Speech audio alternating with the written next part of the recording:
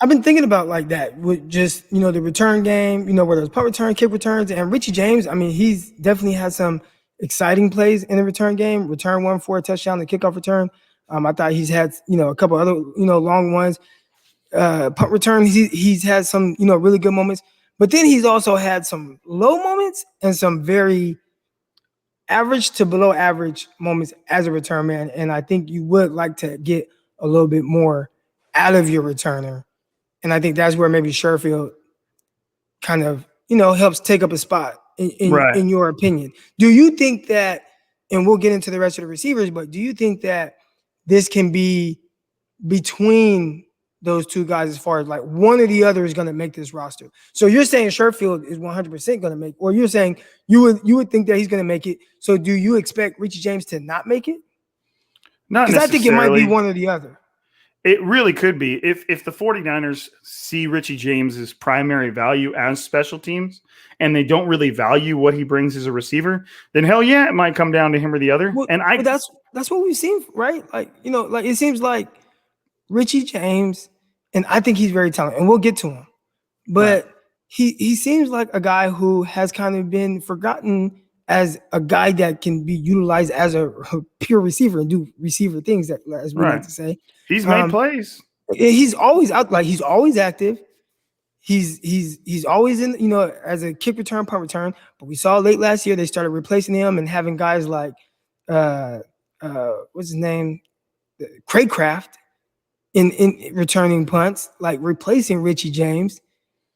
That's what I mean, is like it seemed like Richie James was phasing himself out of his value.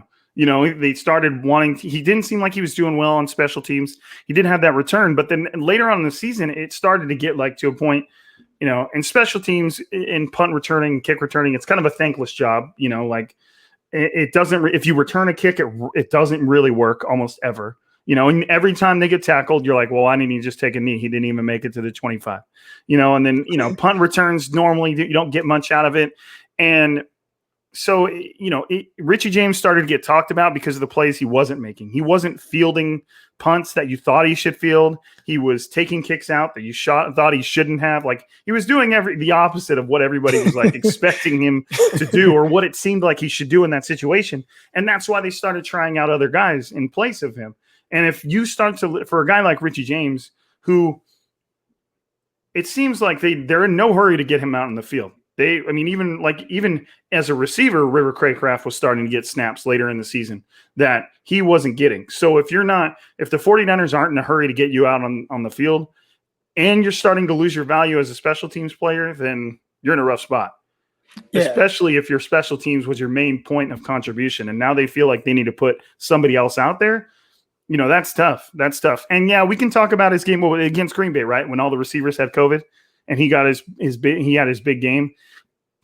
But we talked about this. I think it was off the air. That was like the easiest and simplest big game I've ever seen. And I'm not a Richie James hater in any way, but you watched that, whatever it was, 160 something yards and one or two touchdowns. 180, I believe, in a touchdown. I mean, but you watch it and you're like, all right. Like it didn't. I get what you're saying. Like I don't want to sound like a hater, but you probably do sound like a hater. But I do 100%. It's I get what you're saying in the sense of it didn't look like like damn, we just can't stop this guy. No, like you never got that. You never got those thoughts while watching it. No, and yeah, I do struggle with the fact that. With Richie James, I think that he is so talented, and it's crazy to me because I feel like he can win at every level of the field. He can win vertically. We've seen it multiple times. We've seen him do some crazy shit in practice in person too. Right. He's been someone who can be a guy that is, productive, just getting the ball in his hands, right? Whether it's screens or little throwbacks. We saw the play against Arizona a couple years ago that he raced down the field 50 yards when 49ers couldn't really get anything going offensively. That basically jump-started the game. Right. He has been someone who, when targeted, he's pretty productive. I think his in the 2019 season, he averaged like 21 yards per catch. Last year, late in the year against Arizona, he caught a deep ball from CJ Beathard. And it was like, he does these things and he's productive. And obviously the Green Bay game where he was extremely productive. And it's like, but for whatever reason, and I don't know if it's maybe something upstairs, but I feel like they look for every opportunity to not get him on the field. And that's the part I don't understand that. Now, he spoke about it after his game against Green Bay, basically kind of saying like, it's the politics of the sports. And I understand the politics of the sports. Yep. But the one thing that's kind of contradicts that is that Kendrick Bourne is an undrafted free agent. And he's playing over you, and you were the draft pick. And that's the only thing that kind of stopped. Because I understand, like, Ayuk, Samuel, like those guys were high draft picks. Like they're gonna play over you regardless. Like, unless they just show that they suck, and clearly they don't. But Kendrick Bourne, he was undrafted, and he's carved out his role and has it where he works into the offense.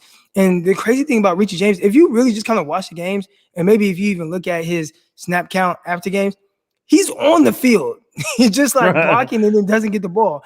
It's so weird. It's really one of the oddest things because I think he's somebody that, again, I talked about how he can win at every level, but he also can be extremely productive in the slot. Like he can play slot. I remember his rookie year preseason game against Dallas Cowboys. He out the gate got a couple catches in that game. I think in that preseason he had like 14 catches over 100 yards. So when given the opportunity, he has been productive. I wonder why his opportunities have maybe been limited. And do you think, and I know, we start talking about him and Sherfield, but maybe this is the year where it's like, all right, there is no Kendrick Bourne. All right. He was kind of Richie James boogeyman, right? Kendrick Bourne's out of here. So now we didn't draft any receivers, Richie. All right. We didn't draft any receivers. We haven't brought in any big name free agents or anything like that. Here is the best opportunity to make an impact on this roster that you'll ever get. Do you think he takes advantage of it? Like, I'll be positive and say, yeah, like if he truly feels like his lack of an impact was due to roster politics, we'll just say primarily, like it didn't have. And again, I get the idea that there was other stuff. There's other stuff that the 49ers didn't like, but it does kind of lead me to believe that the 49ers are ready to him. And in them, the 49ers might be thinking the same exact thing. Like, look, we didn't feel like we needed a receiver. We felt like we could have some of these guys compete to win a role. So let's just let them compete and see who wins. And that's kind of goes back to, remember when everybody was, I think it was 2 years ago, when everybody thought the 49ers were going to draft corners and they didn't draft any. And everybody was like, what the hell? Everybody but Eric Crocker. But and you and me were both on the same page. We're like, they can't just draft a corner when they really don't even, like, that position has not settled itself yet. They want to see these guys compete. They don't know for sure what they have in them yet. And they don't just want to squash it by drafting a corner super high and then you get nothing out of it. Like, you really won't ever know what you had in those guys because you're never going to give them an opportunity to compete. And that may not necessarily be a carbon copy of the situation that Richie James is in, but he's kind of in the same situation now. Like, you have a bunch of guys on the roster, none of which like inspire any confidence. Even the former 3rd round pick in Jalen Hurd, who could be just this massive X factor. Like, Jalen Hurd could be a roster cut, or he could like compete for the most snaps among the wide receivers. Like, literally could be anywhere.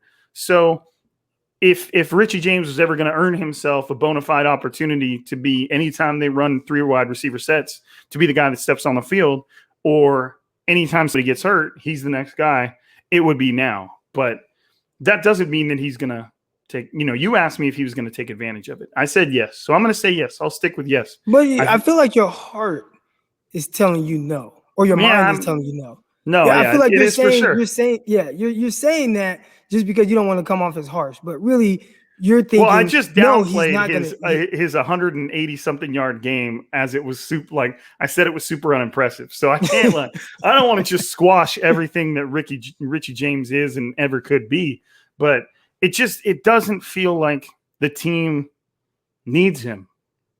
Like that's really what it comes down to. Like there were times last year, I mean, Deebo Samuel missed how much of the season? Half at least, like and Brandon Ayuk missed a few games. And really, I mean, Richie James did come in and he had a big game, but then it seemed like the 49ers couldn't wait to get him back out off the field. Not in a mean way, but like it was clear that they would rather have Ayuk and Deebo Samuel on the field despite a 180-something yard game. So to me, they didn't see – it wasn't like, holy shit, where's Richie James been hiding this whole time? It was like – they just, the 49ers did not seem impressed.